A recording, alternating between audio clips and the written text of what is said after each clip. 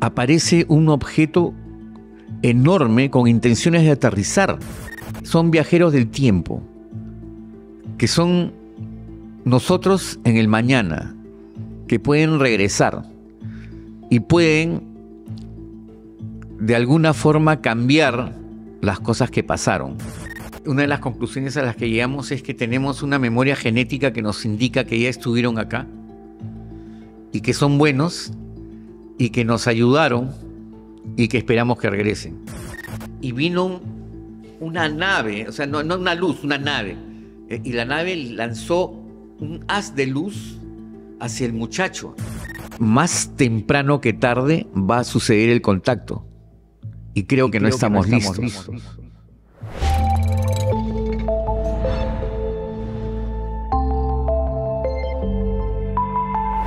Amigos, un gusto saludarlos. ¿Cómo les va? Mi nombre es Johanan Díaz Vargas. Hoy tenemos un programa especial. Lo estamos grabando en Lima, Perú. Y en esta parte del mundo me encuentro con el comandante en retiro de la Fuerza Aérea de este país, don Julio Chamorro. Con él estaremos conversando sobre la importancia, la trascendencia de la investigación OVNI que realizan en esta parte del planeta y también, bueno, pues el entender qué ha sucedido con esa oficina encargada de investigar estos objetos voladores anómalas. Y le doy un dato más. También hablaremos con el comandante Chamorro sobre esos avistamientos de Alberto Fujimori, quien fuera presidente de este país y que también tuvo en la selva un avistamiento, un encuentro con estos objetos voladores anómalos. Así que quédense aquí en La Insólita Experiencia Podcast. Julio, ¿cómo estás? Un gusto saludarte. Muchas gracias por estar aquí. Muchas gracias a ti. Para mí es un honor estar acá contigo y tener la audiencia que tienes, ¿no? A los cuales saludo también con mucho cariño. Muchas gracias, Julio, por estar aquí con nosotros.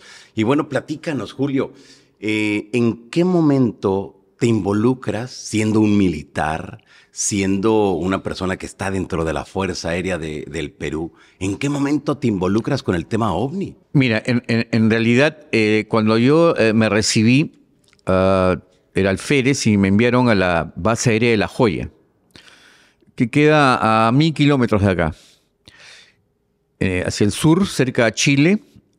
En ese momento estábamos en una situación especial en la frontera y había llegado recién el equipo nuevo soviético. Entonces, las condiciones de seguridad, el equipo era nuevo, juguetes nuevos para todos nosotros. Entonces, una mañana aparece un objeto enorme con intenciones de aterrizar, ¿ya? En lo que es la barrera de la base. O sea, la pista de aterrizaje donde comienza se llama cabecera y donde termina se llama barrera, al menos acá en el Perú. Y entonces nosotros estábamos a las 6:45 de la mañana listos para formar. Ya algunos habían tomado desayuno y esperábamos un timbre especial, ¿no? Y vimos este aparato que era enorme. Johanna, no es difícil de comentar de qué tamaño era para que te hagas una idea. Claro, sí. Pero era tan grande que pensamos que era un globo aerostático. En ese año, 1981, la tecnología no era como la de hoy. Entonces, había la posibilidad de que ese globo aerostático tuviera sensores que podrían transmitir información sensible para nuestro enemigo, ¿no? Okay. Posible enemigo. Que era, de repente, datos meteorológicos, frecuencias de radio, inclusive hasta fotografías. Entonces, el jefe de servicio decidió enviar el avión de alerta a destruirlo. Entonces ahí pasaron varias cosas por primera vez. Una de ellas es de que un país mande a destruir uno de esos aparatos. Otra es que alguien se atreva a ir. Y otra es que suceda delante de 2000 testigos. Que ya ahí las cosas cambian, Julio. Claro. Imagínate 2000 testigos. Claro, era todo el personal esperando a la formación. Sí. Entonces,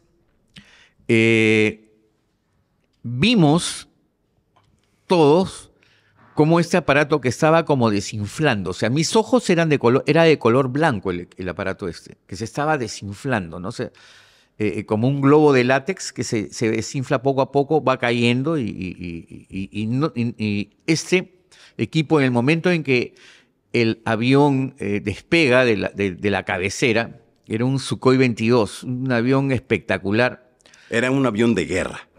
Claro, un caza interceptor. Sí. Era la tecnología más avanzada disponible en la región. Era un supersónico, creo que hacía 1.4, 1.6 Mach de velocidad máxima en ascenso y de geometría variable. O sea, despegaba como subsónico y en el aire se configuraba como avión supersónico. Alucinante. Alucinante, ¿no? O sea, porque en un avión que estaba así, con las alas así, agarraba velocidad y las alas se iban guardando. Y la nariz, la trompa se iba alargando. Loquísimo. Ah, ya, ok. Pero entonces era la tecnología más avanzada. En este momento. En los 80s. Claro, y acá en esta región, ¿no? Ok. Y vimos cómo el avión salió, pero también vi que este aparato que estaba como desinflándose y que era de color blanco, se convirtió en una esfera perfecta, o como que se infló. Ok. Y empezó a ascender. Y a medida que ascendía, cambiaba de color, terminando, desde mi punto de vista, de color plateado. Más arriba, ya por efectos visuales, el reflejo del sol se ponía blanco, ¿no? Pero el avión lo persiguió, le disparó y este evento duró 40 minutos. Entonces, a mí eso, si tú me preguntas desde cuándo me involucré, haber estado en la base La Joya en esos tiempos era suficiente como para que te sientas involucrado en el tema. Porque ese fue el evento que más publicidad tuvo, el único que se conoció. Okay. Pero todos los días ocurrían. O sea, todos los días había avistamientos. Avistamientos, todos los días. Nos describes un objeto completamente esférico, que en una primera instancia pensaban que se trataba de un globo. Que se iba desinflando. Ok, se iba haciendo chiquito. No, se deformaba. Ah, ok. No se hacía chiquito, se deformaba. Por eso pensaron que era un globo. Se estaba desinflando. Desinflando, ok.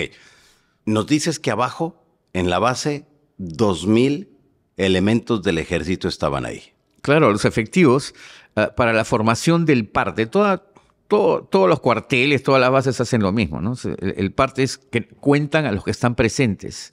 Entonces, si el efectivo es 2,000 y hay 1,180, ¿dónde están los demás? Entonces ahí das la situación, ¿no? Okay. Y terminas sabiendo cuántos son los disponibles, ya. que son los que están presentes. Eso es lo que se hace en el parte. Ya. Entonces, lo vimos. Pero te digo que era tan común esto que, por ejemplo, teníamos nuestra propia ciudad perdida. ¿Ya? En las noches, ahí en el desierto, al frente de nosotros, en realidad había que caminar un poquito más al sur, aparecía una ciudad que no existía, que no existe. Y esta ciudad era, bueno, al comienzo, o sea, cuando yo llegué, me fascinó y la iba a ver muy seguido, pero después ya era tan común que ya no llamaba la atención y era parte del tour de cualquiera que iba a La Joya de visita porque había una villa, entonces nos visitaban nuestras familias, nuestras enamoradas, ¿no? En ese momento yo era un apuesto alférez soltero. Ok. Y entonces, bueno, imagínate, en el desierto no había mucho que hacer, por más que ahí teníamos cine, casino, entonces salíamos y llegábamos a nuestras visitas a ver la ciudad perdida. Pero te repito que la tecnología no era como la de hoy. O sea, no existía el celular, no podías tomar una foto, porque además que estaba prohibido, la tecnología era mala. Pues, ¿no? ¿Cómo tomabas una foto en la noche en el desierto? No pasaba nada. A esa ciudad la fueron a buscar en helicóptero, en avión, y estaba al oeste, o sea, dando hacia la cordillera. Entonces, una aeronave que vuela a 4 millas por minuto no podía acercarse mucho a la cordillera. Entonces, ¿por qué? Porque si la cordillera la teníamos a 40 millas, en 10 minutos estaba con la cordillera, ¿no? Entonces las persecuciones, o sea, las búsquedas duraban muy poco, ¿no? Pero lo raro es que la ciudad nunca se acercaba al móvil que la estaba buscando, siempre estaba a la misma distancia.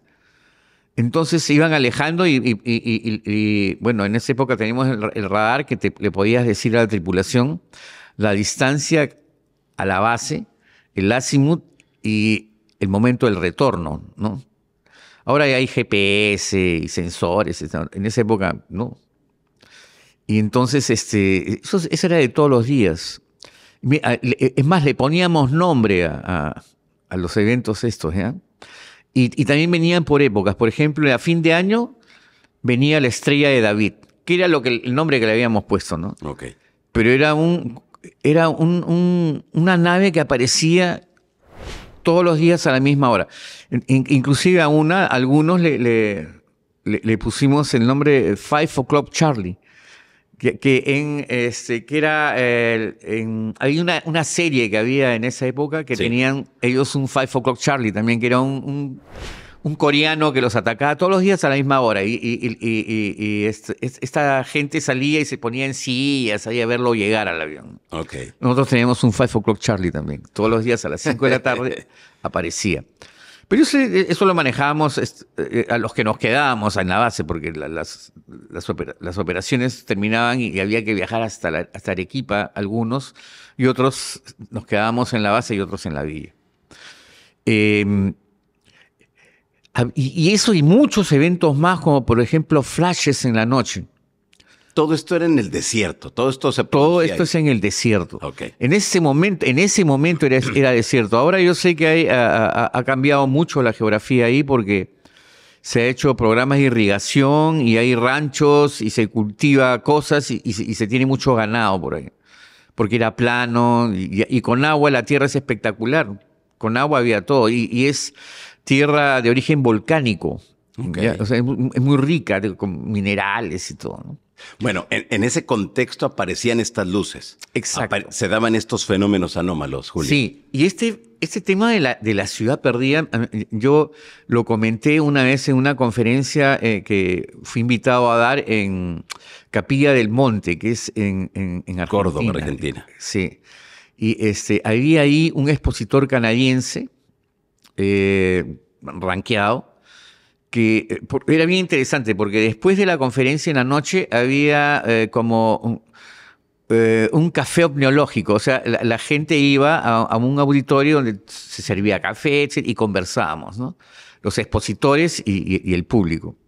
Entonces yo les conté este tema de la ciudad perdida y este canadiense me dijo, mira, nosotros no sabemos qué número de humanidad somos en este momento. Es posible que la humanidad haya existido y desaparecido y vuelto a surgir. En algún momento, alguna humanidad anterior a esta posiblemente haya tenido problemas serios con otro planeta o con otras ciudades dentro de la Tierra y alguien hizo un holograma que es un señuelo. Pero está bien, ¿y por qué lo vemos ahora? Porque ese holograma salió del emisor, o sea, imagínate las distancias, hace 50 años luz. Entonces está llegando recién ahora. De repente el emisor ya no existe, pero su señal salió de ahí y llega ahora. Entonces me pareció interesante y cada vez que hablábamos de esto en La Joya eran cosas más interesantes. Claro. Y bueno, en mi carrera fui progresando. Y llegó el momento en que fui comandante y fui el segundo de la Dirección Nacional de Intereses Aeroespaciales del Perú. Okay. Ya, sí. Y me enteré que en Chile habían creado una oficina, una organización para la investigación del fenómeno. Entonces, yo pensé, pero si en Chile la afluencia o frecuencia de avistamientos es menor que acá y ellos se encuentran un problema, nosotros también tenemos que afrontarlo. Y la Constitución le da la responsabilidad de la seguridad y la soberanía en el ámbito de su competencia a la Fuerza Aérea. Y el ámbito de la competencia es el espacio, el aire. Y esto sucede en el aire. Así que hice la documentación pertinente, hice lo necesario, se lo planteé a mis jefes. Mis jefes siguieron el conducto regular hacia arriba y se autorizó la formación de la oficina. Okay. Y se autorizó además a que reclutáramos voluntarios civiles interesados en ayudarnos en este tema. Y tuvimos una aceptación que no pensé porque en algún momento la prensa se enteró y nos hizo, ¿cómo se dice?, entrevistas, programas especializados, y la aceptación del pueblo fue espectacular, ¿ya? Inclusive llegamos a hacer una línea caliente donde tú podías llamar para reportar tus avistamientos. Claro, en esa primera etapa, Julio, ¿cómo se llamó esa oficina? Era una oficina, entonces se llamaba Oficina de Investigación de Fenómenos Aéreos Anómalos, okay. OIFA. OIFA. Con doble A. Ok. Al principio fue sencillo, el que nos comentas, metiste la documentación, hablaste con quien tenías que hablar. ¿Fue sencillo o tuvo que pasar una serie de procesos? No, en realidad mi proyecto empezó en el 99 y la oficina se inauguró en el 2001, 2002. La inauguración fue espectacular porque nuestro padrino fue JJ Benítez. Ándale. Que vino a la inauguración. Sí. Fue muy, muy interesante, con mucho cariño lo hizo además él. Pero ¿por qué JJ Benítez? Porque cuando yo presenté la propuesta, sí, indiqué que en Chile ya existía. Entonces hicimos las coordinaciones para que Chile me apoye dándome información de cómo lo habían hecho. Y fueron muy amables porque me invitaron a la FIDAE. La FIDAE es la Feria Internacional del Aire y del Espacio, que la hacen cada 2 años en Santiago de Chile y es la quinta más importante del mundo. En esta parte del planeta es la más importante. Ok, creo. Sí. Bueno, los gringos seguramente tienen algo, pero para nosotros en Sudamérica esa es. Y ellos estaban haciendo un congreso OVNI internacional donde estaban trayendo a lo más graneado, a lo más importante de los investigadores en ese momento. Entre ellos estaba JJ Benítez. Había una astronauta rusa, había mucha gente de los Estados Unidos, había chilenos, obviamente, argentinos, brasileros, ¿no? Y yo, que estaba ahí, y más que aportando, enterándome. Pero fueron muy amables y, como te digo, y me dejaron participar y conversar con estas personas que también mostraron mucho interés en mí por lo que estábamos haciendo, ¿ya? Y una de las cosas que me ayudó bastante en mi propuesta fue que en uno de los días del Congreso hubo una exposición en un teatro dentro del local de la Feria Internacional del Aire, lleno total. La gente estaba sentada en el piso, ¿ya? Y a diferencia, o cabe resaltar que ahí no es gratis, ahí la gente pagaba por entrar. Sí. Y había familias completas, ¿no? Padres con los hijos, ¿no? Y un expositor de los Estados Unidos, haría mal en tratar de decirte un nombre porque no lo recuerdo, eran varios, pero era uno muy importante que lo he visto muchas veces en History y en Discovery Channel. Presentó en el año 2000, el PowerPoint no era como hoy, un PowerPoint una presentación, sí, incipiente, unas fotos de unos documentos del gobierno americano, del Estado americano. ¿Por qué te digo que era el Estado americano? Porque tenía los logos del gobierno de allá. Sí. Sí. Ya, de alguna oficina. Y estos documentos, que eran varios, relataban lo que te he comentado que sucedió en La Joya en el 1980-81, con detalles que yo en ese momento no recordaba. Habiendo estado ahí, ese documento mencionaba el número de cola del avión, el tiempo volado, el nombre de la tripulación, la munición consumida, el combustible consumido. Es más, creo que hasta el que tomó desayuno Santa María estaba en ese documento, ¿no? Y cuántas personas lo vieron y todo. Entonces eso también marca cosas raras, porque la seguridad en ese momento en en el país era en alerta roja, total.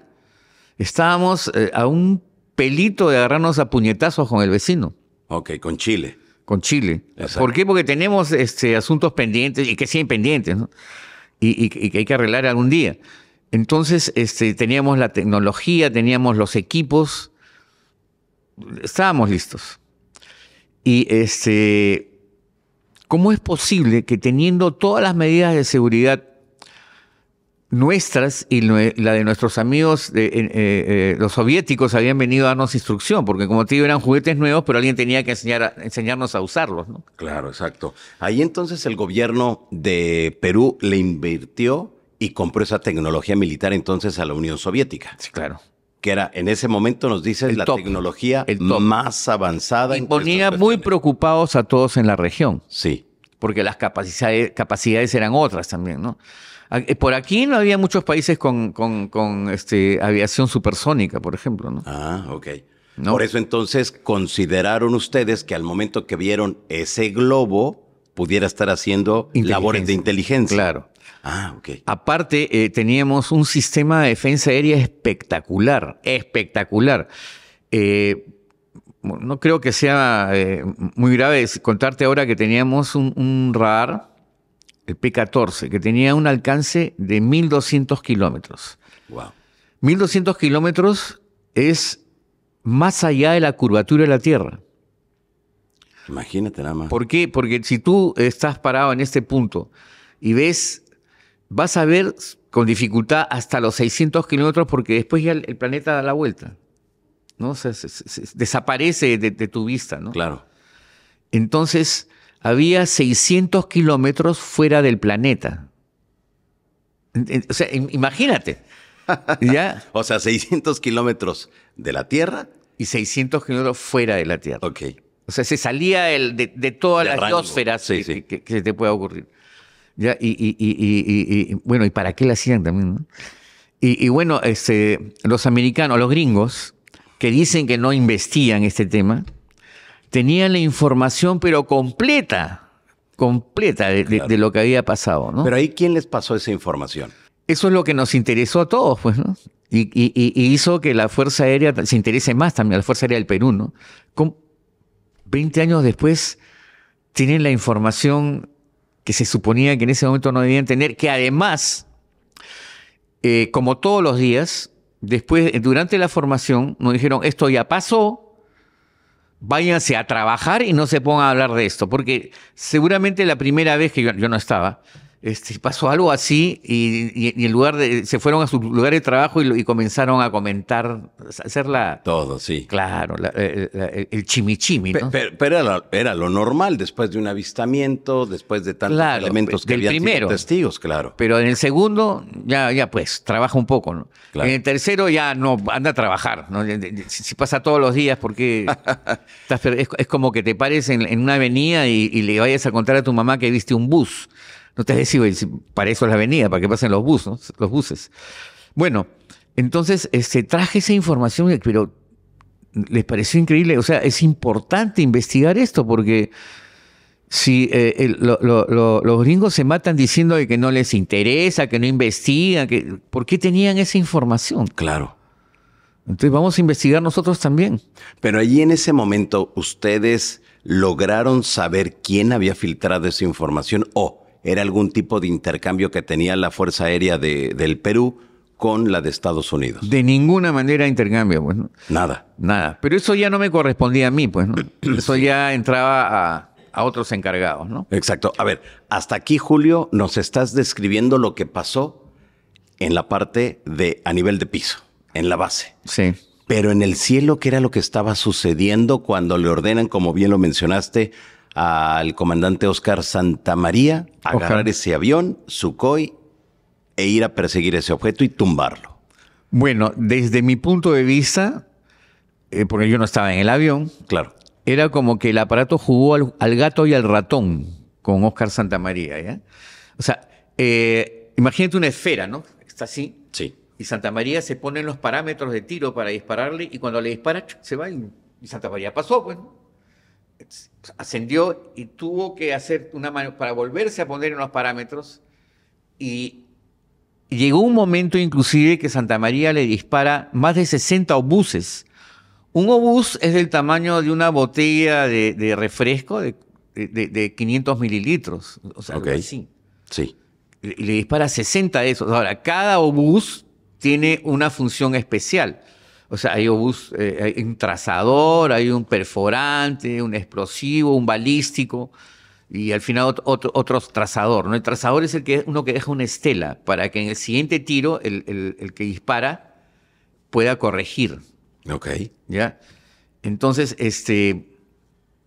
le hizo y cada obús además se autodestruía a los, no sé exactamente a qué distancia, pero se autodestruía y formaba una pared de fuego. ¿Qué quiere decir eso? Que este obús, esta munición, se convertía en esquirlas, en miles de esquirlas, y eso se convertía en una pared.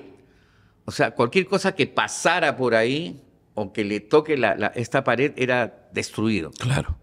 Bueno, estos obuses, o esta munición, hizo impacto en el aparato pero no le hizo nada. Fue como si tú a un bloque de gelatina le metas un alfiler.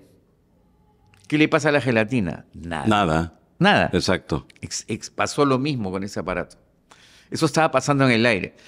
Y vimos a Óscar Santamaría maniobrar de tal manera de ponerse en parámetros de tiro, pero simultáneamente el aparato se alejaba y ascendía. En 40 minutos ellos casi estuvieron nosotros estábamos en el desierto y entre el desierto y el mar hay una cordillerita más. Ya ellos estaban en el mar. Pero era tan grande que aún de donde estábamos lo veíamos. ¿Ya? Y llegó a estar creo que a 55.000 pies.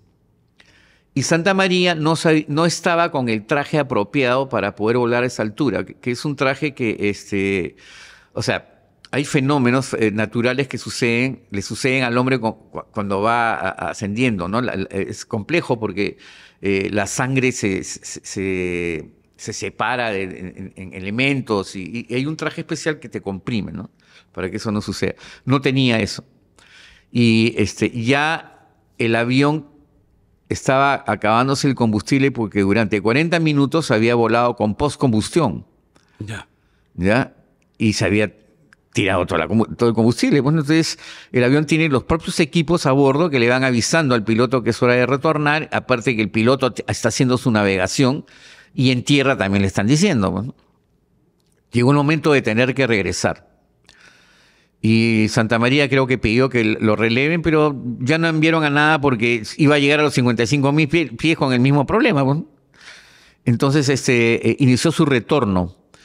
Y él, esta es otra primera vez también, decidió pasarle lo más cerca posible al avión, al objeto. Sí. Él ha manifestado que le pasó a unos 40 metros, lo cual lo convierte en el primer humano en haber estado tan cerca, ¿no? También manifestó que, es más, él hizo unos dibujos de lo que veo, que era una esfera como posada en un plato, o posada en una base, pero que no le pudo ver ninguna superficie aerodinámica, ni tampoco ninguna superficie que podría insinuar que tenía un motor, ¿no? Como una toma de entrada y una tobera de salida, pues, ¿no? O sea, no tenía nada, una esfera, nada, una esfera. Completamente esfera. Una bola ahí volando, prácticamente, ¿no? Ahora, ¿cuál era el sentir de ustedes cuando estaban mirando todas esas evoluciones del avión y de ese objeto mientras ustedes estaban en la base, estaban abajo? ¿Qué decían? ¿Qué comentaban? Como te he dicho, ya era común. El comentario era otro más, ¿no? Sí, y y estábamos con el feeling, no es chileno. Ok. Bien, ¿no? Pero estaban porque la tecnología de nadie podía hacer eso, pues, ¿no? Pero estaban en el entendido de que algo les llamó la atención que mandaron un avión o en cada avistamiento mandaban aviones. No en cada avistamiento, como te digo, es como que te llame la atención ver pasar un bus por una avenida. Pues. Ya no, pues no. Claro. Entonces, ¿Pero por qué ese día sí lo mandaron el avión? porque estaba como aterrizando en la barrera de la pista. Ya. ¿Ok? Eso fue lo que llamó la atención. Claro, y no porque para que siempre lo mandaran. estaban altos. Siempre Sí. cosas, o la ciudad perdida que estaba muy lejos en el desierto, ¿no? O sea, lo que se mide es la amenaza, Claro. ¿no? Hay amenazas que no son, o sea, que no vale la pena mandar nada, ¿no? O sea, como que, a ver, como que estés aquí en la puerta del hotel y sepas que a 10 cuadras hay un posible delincuente. No sé nada, ¿qué vas a hacer? Está a 10 Claro, cuadras. claro, desde luego. Para ti ni es hostil ni es una amenaza. Pero también hay que pensar, porque sucedieron varias cosas más. ¿Ah? O sea, después de lo de Santa María, varias cosas más muy importantes, pero te las puedo contar otro día. Hay un tema de soberanía y de seguridad. Por más extraterrestre que sea, no puede pasearse sobre el Perú si no está autorizado. Ahora, puedes pensar, ¿y tú quién eres para autorizar? ¿No? O sea, ¿qué capacidad tendrías para...? Una oficina como la OIFA, por lo menos, tendría un récord de los avistamientos. Claro. Para sacar estadísticamente dónde suceden y con esa estadística poder pensar en un motivo por qué suceden, ¿no? Muchos avistamientos acá suceden cerca a zonas donde hay fuentes de energía o cerca a zonas donde se han desarrollado culturas prehispánicas. Es por eso que también una de las conclusiones a las que se ha llegado durante los trabajos de investigación es de que nosotros en esta región, en esta parte del planeta, tenemos como una genetomimesis, o sea, una memoria genética que nos dice, oye, no te preocupes, ellos ya vinieron, son amigos, ¿no? O los conocemos, ¿no? Y quisiéramos que vengan de nuevo, además, ¿no? Porque a eso súmale, por ejemplo, las líneas de Nazca. Sí. Podrían ser que en realidad hasta ahora no se sabe qué es, ni para qué les hicieron, pero hay teorías. Y yo he escuchado la teoría de que es posible de que esté referido a la opción de que haya habido visitantes de otro planeta que han venido por el aire, que los han ayudado y que han sido buenos con ellos y que se han ido con la promesa de volver. Entonces, estos pobladores de Nazca les hicieron esos dibujos en la pampa para decirle, ven, eres bienvenido y acá te estoy esperando. Es aquí donde estuviste, no te vayas a otro lado, ¿no? Claro, exacto. Y eso tiene que ver con, o sea, también eso se ha visto, ¿no? O sea, en esta oficina de que la ocurrencia en estas zonas era frecuente también. Y esto está respaldado, por ejemplo, con el tema de las momias tridáctidas, que son de por ahí. Exactamente, que es prácticamente la zona. Exacto. No sé qué son las momias tridáctidas. Espero que sean reales y creo que tenemos que hacer prevalecer nuestro derecho a que se investiguen, ¿no? Porque es muy interesante saber qué hacían ahí. Supongamos que fueron souvenirs que hicieron los peruanos de ese entonces, pero se tuvieron que inspirar en algo. No solo hay eso, sino que hay restos humanos, calaveras, que tienen formas que no son locales, o sea, cabezas alargadas, parecidas a los grises. Son muchos enigmas en una zona, son muchas cosas en cuanto a estos avistamientos, la labor que ha hecho el ejército, en lo que has hecho tú, Julio. Pero dentro de todo este aspecto, ¿por qué consideras que allá, al sur del Perú, en Arequipa, haya tantos avistamientos? ¿Será por el desierto? ¿Será por esto que mencionas, que ya hay un conocimiento de estos seres hacia este país, el territorio? ¿Cómo lo explicas tú? De repente hay algún material de interés para ellos. ¿Algún mineral? Claro, por ahí hay mucho de todo, ¿eh? ¿no? Por algo se quedaron los españoles por acá, ¿no? Claro. Hay mucho de todo y de todo, te digo, ¿eh? Hay volcanes, etcétera. Pero también, ¿qué te parece si podría ser la opción de que son viajeros del tiempo? Que son nosotros en el mañana, que pueden regresar y pueden de alguna forma cambiar las cosas que pasaron. ¿Consideras que pudiera ser el fenómeno ovni un peligro para la aviación? Definitivamente se constituye una amenaza desde el momento en que está ocurriendo en el mismo sitio donde ocurren las operaciones aéreas civiles y las militares también. Porque no se sabe qué quieren, no se sabe qué podrían hacer o qué podría hacer una tripulación local, ¿no? ¿Hay protocolos quizá en tu país para cuando sucedan este tipo de incidentes? Lo que siempre sucede es que la tripulación pide a tierra información sobre el tráfico que está viendo. Claro. Por más vecino que sea, de entrar a tu casa, abrir el refrigerador y llevarse tu jamón o comerse tu pan. Claro. No va, no hay forma. Entonces, eso es más o menos en grande lo que se hace en una fuerza aérea. La Constitución del Perú, imagino que todas las constituciones en los países le otorgan la seguridad como responsabilidad del ejército, la fuerza aérea, la marina, ¿no es cierto? La seguridad integral.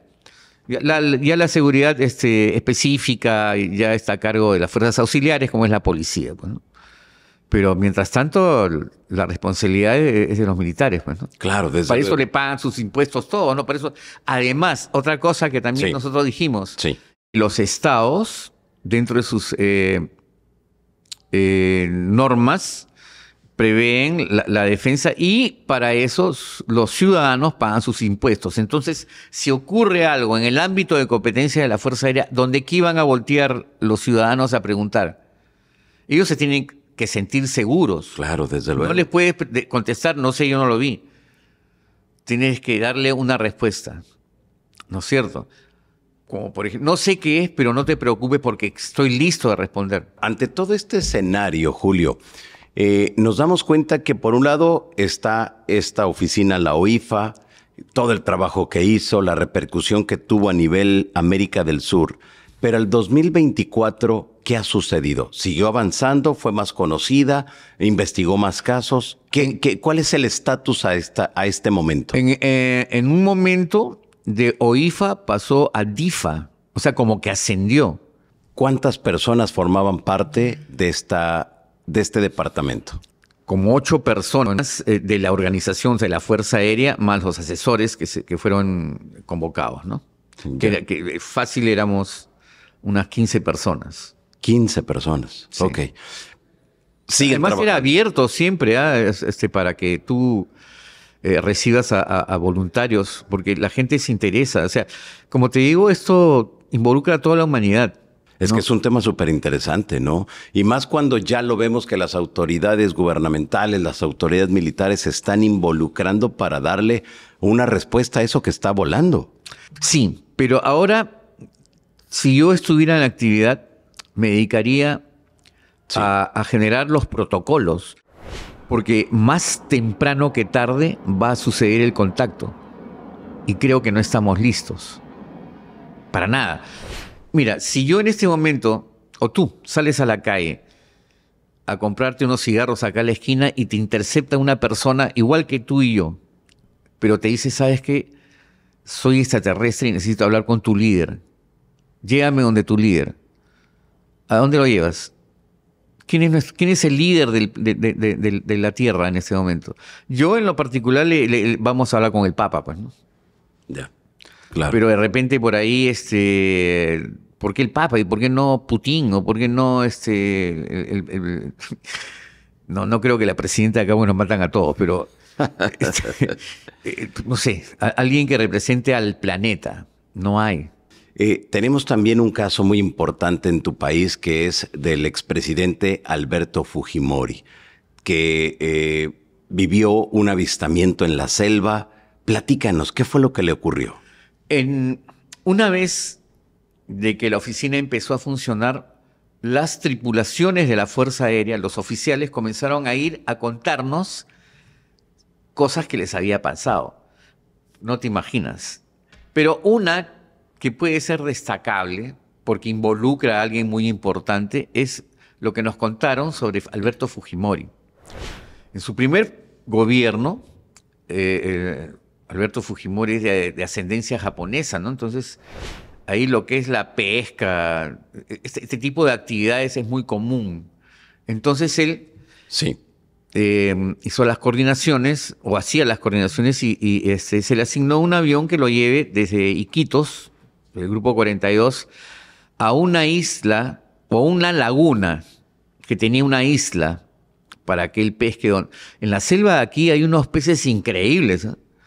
Hay animales de 2 metros, Ándale. de 80 kilos, Sí. ¿no? Fuera de otros, bueno, esos se pueden comer. Hay otros que te pueden comer a ti también, ¿no? Entonces, Ok.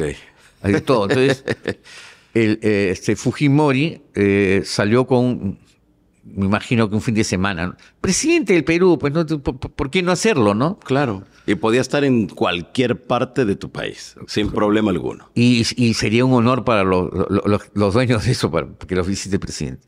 Claro. Pero esto era una isla que no deshabitada, y el hidroavión acuatizó, se puso cerca a la orilla, bajaron y me imagino que le habrán construido, pues, un campamento como para un presidente, pues, ¿no? Una carpa de primera, pues, ¿no? Parrillada y cuánto hay, pues, ¿no? Entonces, en la noche, Fujimori ha pescado todo el día, pues, ¿no? Me imagino que gran cantidad de presas y todo. Se puso, según lo que nos contaron ellos, se puso al pie de su carpa, me imagino que a tomar un whisky, pues, ¿no? ¿Qué es lo que haría yo? Imagínate, 28 grados, un whisky on the rock, qué rico, ¿no? Mientras alguien le prepara, o él mismo se preparaba su parrillada de japonés, pues, ¿no? Entonces, mientras estaban en eso, había un par de personas que estaban haciendo guardia, además, ¿no? Y unos cuantos viendo la laguna, ¿no? Que llamaba la atención. Entonces, ya los detalles que nos han contado ellos, que por ejemplo, mientras estaban en ese interín, ¿no? Fujimori tomó su whisky, me imagino uno que otro tratando de hablar con Fujimori, Lo de siempre. lo de siempre. Claro. La selva normalmente es un escándalo. Escuchas bichos, aves, el viento, el agua, escuchas animales que raptan, que están caminando por la superficie, ¿no? Escuchas el pasto y todo eso. De pronto vino el silencio absoluto, que llama la atención mucho más que el ruido. El silencio es una alarma, ¿no? Porque algo va a pasar o está pasando cuando hay silencio. Entonces vino un silencio absoluto que le llamó la atención a todos y se pusieron muy atentos a ver qué está pasando. Y yo no estuve ahí, yo les estoy contando lo que me contaron a mí. Vieron que lo que vendría a ser una esquina de la laguna esta, apareció una gran nave, Sí. sobrevolando la laguna a muy poca velocidad, o sea, una velocidad que no era justificable para una aeronave humana. Nada puede volar tan lento sin caerse. Que volaba muy lento y muy bajo, pero además era muy grande. No estoy seguro si me contaron que hacía ruido, pero en todo caso, me imagino que un ruido especial. Me imagino que como el de una aspiradora. Y todos se pusieron a ver y se pararon y los guardaespaldas, imagínate, ¿no? Y Alberto Fujimori se paró con lo que estaba tomando, se acercó a la orilla, lo vio pasar con la paciencia que solamente tiene un oriental, ¿no? Porque los otros están Todos alborotados. tocándose en él, jalándose los pelos. Y el tipo lo vio pasar, volvió a la calma y dijo, esto no ha pasado. Y se fue a sentar a seguir tomando su whisky. Y ya. Y nada más. Fue todo. Sí. Pero hicieron alguna investigación ¿Lo triangularon a lo mejor con algún radar? En ese momento, seguramente que sí. Pero fue en el periodo del 90 al 2000. Y si Fujimori dijo esto no ha pasado, nadie dijo nada. ¿No? Posiblemente por radio, qué tráfico hay, ¿no? Desde el avión o sus equipos de radio. Pero no, mutis. Y una vez que se creó la oficina, 2002, ya no estaba Alberto Fujimori de presidente, entonces se dieron el lujo de contarlo. Pero Alberto Fujimori otra vez está libre y posiblemente sería interesante ir a preguntarle. ¿Por qué habrá tantos avistamientos? ¿Por qué tanto contactado? ¿Por qué tantas personas refieren vivir esas experiencias? ¿Qué sucede? Una de las conclusiones a las que llegamos es que tenemos una memoria genética que nos indica que ya estuvieron acá y que son buenos y que nos ayudaron y que esperamos que regresen. Entonces, es posible que sea cierto. Es posible que tengan intereses acá que ni siquiera nosotros no tenemos la menor idea de que es, pero que para ellos es importante. Entonces, nuestros países de la región, desde Alaska hasta Tierra del Fuego, es un continente nuevo, ¿no es cierto? Es un continente joven que ha encontrado todas esas cosas, ¿no? Cosas muy raras, ¿no? Por ejemplo, las pirámides aquí, las de México, tienen características similares en un 98%. La tecnología que se usó muchas veces aún el día de hoy no se explica para ver cómo es que hicieron esas maravillas que se han encontrado ahora, ¿no? Y por qué las hicieron en donde las hicieron, Claro. etcétera, etcétera, ¿no? Porque se tomaron la molestia de asegurarse de que lo que hicieron iba a desaparecer en algún momento como fue. Ahora las están descubriendo. Machu Picchu era una jungla, ¿no? Y el gringo que la encontró, la encontró porque las tradiciones se van pasando de boca en boca, ¿no? Sin embargo, hay cosas que no se explican en tu país, ni aquí tampoco. Por ejemplo, no sé si conoces los quipus. No, ¿qué es eso? Los quipus eran como el iPad del Inca, ¿ya? Eran unas tiras de lana Con nudos. de las cuales colgaban nudos. Y cada nudo era un dato, ¿ya?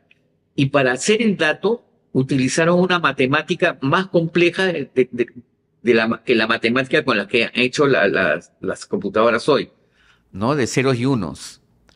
Entonces, el Inca iba con su comitiva. Dentro de su comitiva había un quipu camayoc, que quiere decir el maestro de los quipus, el que leía los quipus y además lo alimentaba de información. Entonces el Inca llegaba y preguntaba, oye, ¿cuántos habitantes hay acá?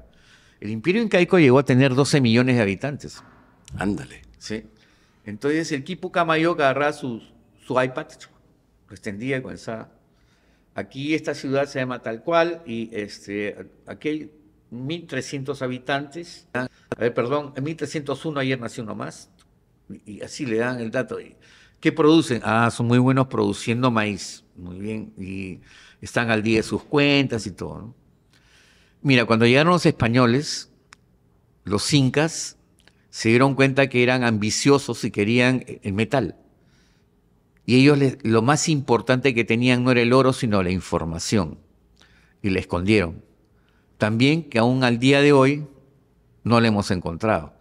Ni aquí, ni en México, ni en Brasil, ni en Argentina, ni en ningún sitio, pero está. ¿Qué llegaron a hacer ellos? No sabemos. En el caso de los incas, de repente, parece que tenían una escritura que recién se está tratando de descifrar. Tenían una matemática avanzada, arquitectura, ingeniería, etcétera, que no llegamos ni a entender siquiera. Entonces, la pregunta que ¿por qué tanto avistamiento acá? Quizás esa sea la respuesta, ¿no? Porque ya estuvieron, porque tienen expectativas, ¿no? Claro, desde luego. ¿no? Y porque cuentan con nosotros, además, ¿no? Esta oficina de la cual tú fuiste el fundador y que, como ya lo hemos mencionado aquí, tuvo una repercusión mediática muy importante en su momento, Ajá. ¿cuál consideras que haya sido realmente la aportación para el pueblo del Perú? Bueno, el número uno, darle voz, ¿no? Al pueblo. El número dos, decirles Sí. que tenemos que preocuparnos todos y que ningún avistamiento es no importante.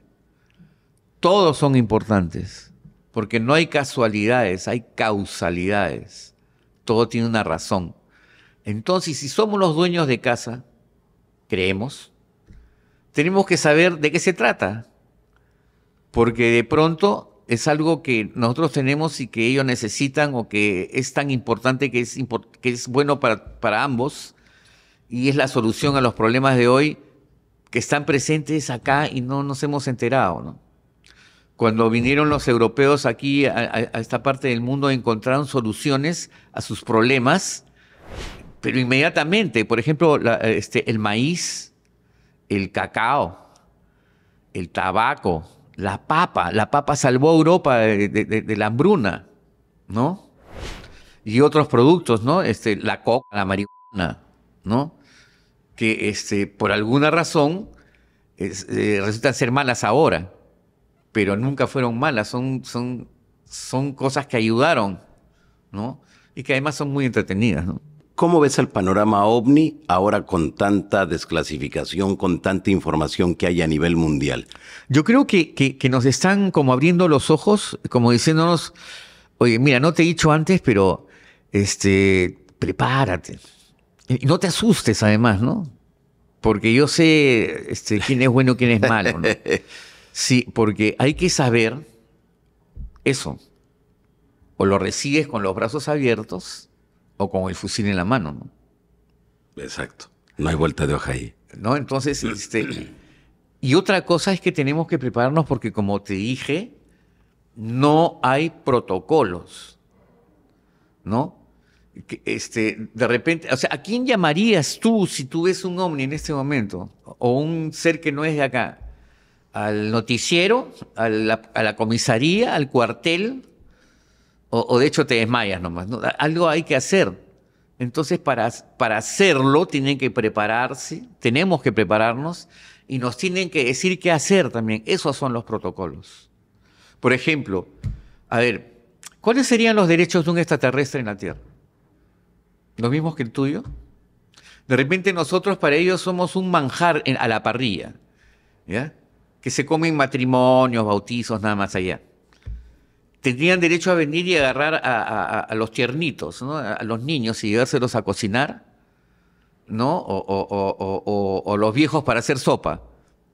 ¿Tendrían derecho? Hay que establecerlo. Bueno, hay que establecer qué son también. Porque podrían ser vegetales, animales, podrían ser máquinas o robots, o podrían ser humanos también. ¿Hemos establecido eso? Ni siquiera hemos establecido cómo averiguar qué son. ¿No es cierto? Y eso es lo que deberíamos estar preocupándonos en hacer en las oficinas de cada país. Estar juntando información y hacer mapas de incidencia, ¿no? ¿Dónde es la parte de México donde más ocurre? De repente tú me dices en la capital federal, pero no es ahí, es en otro lugar. Y hay que prepararse porque por algo es. Claro. ¿No es cierto? ¿Perú está preparado ya? No creo. No creo. Porque no he visto señales de que eso esté caminando. Ok. Pero tendríamos que preocuparnos. Claro, ¿consideras quizá en algún momento, Julio, que esta oficina nuevamente esté activa, nuevamente esté trabajando, nuevamente tenga esa repercusión mediática, no solamente en tu país, sino en toda Latinoamérica? Como te estaba diciendo, yo no sé si está funcionando ahorita. De repente está funcionando. O sea, no se sabe. Lo que pasa es que tenemos en este momento un gobierno muy especial, ¿ya? Entonces, no le da importancia a ese tema. no, está buscando, por ejemplo, ¿no? A ver, que se me ocurre pues que una de estas personas agarre, ¿por qué estamos gastando dinero de los... Ya, ok. O sea, están tratando de quitar lo menos importante para no gastar en eso. ¿A eso te refieres? No, están tratando de buscar algo importante para ellos, tener prebendas. O sea, yo estoy trabajando, he encontrado esto, fíjate, y vamos a regularlo porque no es posible que se estén gastando. Mira, acá se ha gastado dinero en hacer monumento al sombrero, ¿ya? Monumento al choclo. No pues, no. Ya, sí. Entonces, no, hay que dejar de hacer esas cosas y hacer cosas que sean importantes de verdad. JJ, el día que inauguramos la oficina, en un momento me llevó a un costado y me dijo, mira, no esperes mucho, porque esto es importante, pero no es urgente. Y lamentablemente estamos acostumbrados a atender las cosas cuando se convierten en urgentes. Entonces nos volvemos en bomberos, a apagar incendios. Es nuestra oportunidad de prepararnos para que cuando suceda el encuentro estemos listos. Por lo menos saber quién es bueno y quién no lo es, ¿no? Yo creo que por ahí va el asunto. Muy bien. Pues Julio Chamorro, comandante en retiro de la Fuerza Aérea del Perú, muchas gracias por haber estado aquí con nosotros. Gracias a ti, para mí es un honor poder compartir la poca información que tengo y llegar a tu gente, ¿no? Pues muchas gracias. A los yojaneros, ¿no? Exactamente. Sí. A toda la banda de los Yojaneros Go. Claro, y ojalá vengan más y más seguido también. Esperemos que sí, Julio. Entonces, a ti sí te espero con los brazos abiertos. Eso. Muchas Ya. gracias. Y a los Yojaneros también. Obviamente, siempre y cuando vengan con su tequila. Yo te espero acá con pisco. Para la próxima vez que vengamos, Julio, Sí. te quiero comprometer públicamente aquí con toda la gente para que nos des una conferencia, nos hables de esa importancia, trascendencia que tiene el fenómeno OVNI y que siempre lo han visto de esa manera en los círculos militares. Encantado, encantado. Cuenta con eso. Para mí tú Perfecto. eres un VIP. Eso, ¿Ok? ya estás. Muy bien. Y los demás también. ¿Dónde la gente puede entrar en comunicación contigo? Facebook, ¿sí? ¿En dónde? ¿Cómo estás ahí? Julio Chamorro. Así tal cual, Julio Chamorro. Sí. Y claro, y podemos compartir mucho más cosas, ¿no? Como el evento que se filmó en Pucallpa, que es loquísimo también. Claro. ¿No? Porque fueron un poco más y digamos que posaron ellos, ¿no? Exactamente. Sí. Por último, ¿qué es eso de Pucallpa y qué es lo que está pasando? Así muy brevemente para que la gente no se quede con la duda. En Pucallpa hubo una denuncia de un ciudadano que se fue a la Fuerza Aérea. Ahí está, mira, ahí está la demostración. ¿Por qué? La noche anterior, en su comunidad, un joven, casi un niño, fue con su hermana menor a lanzar la atarraya al agua, que es una red, que Sí. la ponen en el agua y en la mañana sacan su desayuno de ahí. ¿Ya? Entonces, lo hacen antes de acostarse, supongo. Entonces, la niña, era una niña de 9 años, 8 años, fue con el hermano y el hermano caminó sobre la balsa para acercarse más al lado de lanzar. Y vino una nave, o sea, no una luz, una nave. Y la nave lanzó un haz de luz hacia el muchacho, que se asustó y se tiró al agua y le dijo a la niña, corre y avísale al pueblo que me están atacando. En ese momento existían las rondas campesinas. O sea, para la lucha contra el narcotráfico, Fujimori armó a los campesinos para que hagan sus comités de autodefensa. La niña fue y les avisó y toda esta gente, todo el pueblo, todos tenían armas, llegaron y encontraron al chico que estaba bajo el agua cubriéndose con la canoa. ¿Ya? Pero tenía que caminar porque el haz de luz calentaba el agua. Tanto que, o sea, como obligándolo a salir de ahí, entonces se iba metiendo más con la canoa, ¿no? Sí. De casco. ¿Ya? Y le empezaron a disparar, le dispararon todo lo que pudieron. ¿Ya? Y en un momento haz ¡pum!, se apagó y la nave se fue. La Fuerza Aérea envió una patrulla al día siguiente y volvió a pasar lo mismo. ¿Ya? y también le dispararon también. ¿Ya? Entonces ahí me llamaron a mí.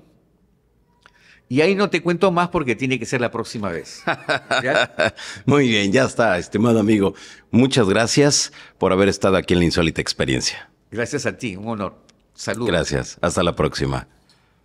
Amigos, pues han escuchado ustedes al comandante en retiro de la Fuerza Aérea del Perú, don Julio Chamorro, que ha estado en esta ocasión aquí con nosotros compartiéndonos pues esta información que tanto nos gusta, que tanto nos llama la atención, de qué tanto las autoridades militares están involucradas, qué tanto están investigando y qué tanto están divulgando. Así que la invitación para que ustedes le den seguimiento ahí a su Facebook de don Julio, que lo encuentren así, Julio Chamorro. Y ahí ustedes estarán pues interactuando con las conferencias, los congresos, donde él se presente o las entrevistas que vaya dando.